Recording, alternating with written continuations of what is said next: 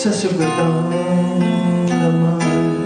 Inahayak niya'y walang limot na pagmamahal sa sanlibutan, na bawat hakbay ligaw, binigay ang kanyang buhay at pag-ibig niyang banal.